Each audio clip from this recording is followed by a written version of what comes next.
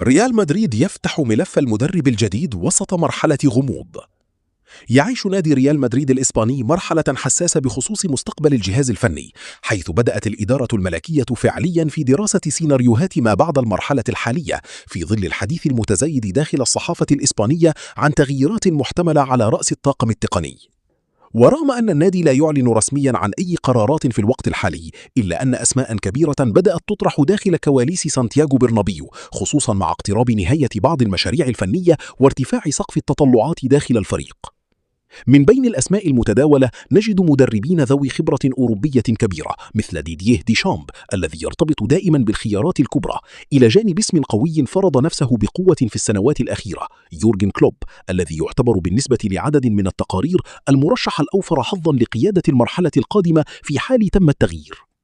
لكن المفاجأة التي أثارت الانتباه في بعض الأوساط الإعلامية ليست أوروبية فقط، بل تمتد أيضا نحو المدرسة العربية، حيث بدأ اسم المدرب المغربي وليد الركراكي يظهر بشكل متكرر في النقاشات كخيار مفاجئ، لكنه يحظى باهتمام داخل بعض الدوائر.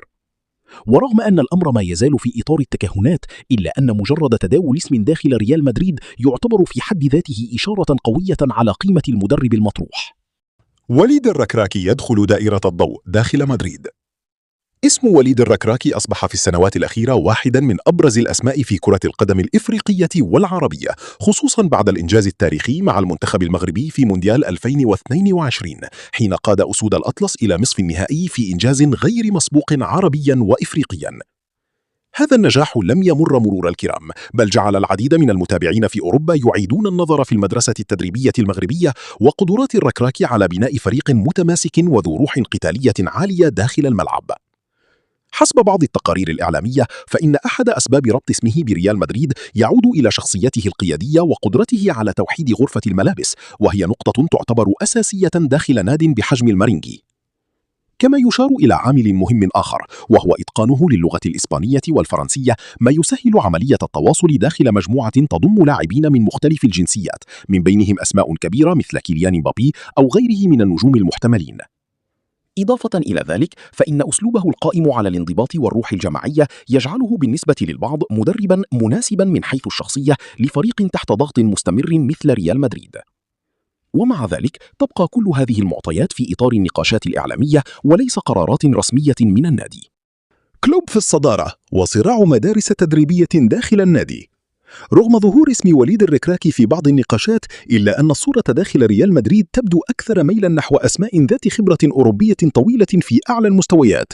في مقدمة هذه الأسماء يبرز الألماني يورجن كلوب، الذي ينظر إليه على نطاق واسع كخيار مثالي نظرا لنجاحه الكبير مع ليفربول وقدرته على بناء فرق تنافسية بأسلوب لعب واضح وهوية قوية.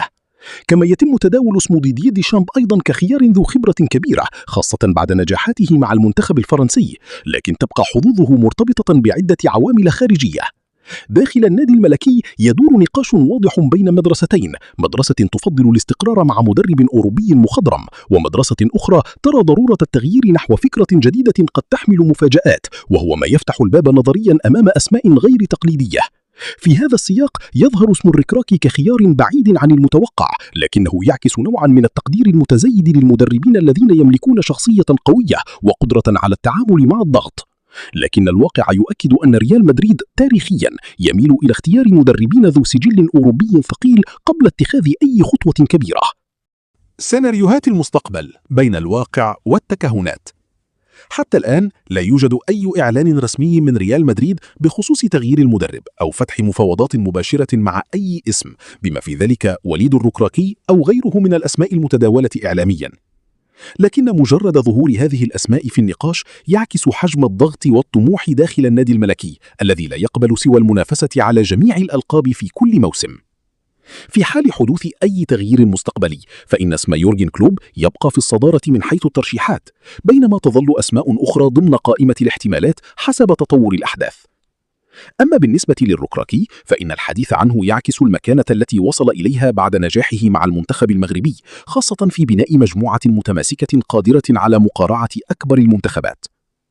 وتزداد الرمزية أكثر عند الحديث عن لاعبين مغاربة أو مرتبطين بالمدرسة المغربية داخل أوروبا، مثل إبراهيم دياز الذي قد يشكل نقطة وصل بين التجربة المغربية والبيئة المدريدية. في النهاية يبقى كل شيء مفتوحا بين الواقع الإداري للنادي والتكهنات الإعلامية، لكن المؤكد أن اسم وليد الركراكي أصبح اليوم جزءا من النقاشات الكبرى في كرة القدم العالمية، وهو في حد ذاته إنجاز يعكس حجم التطور الذي وصلت إليه الكرة المغربية.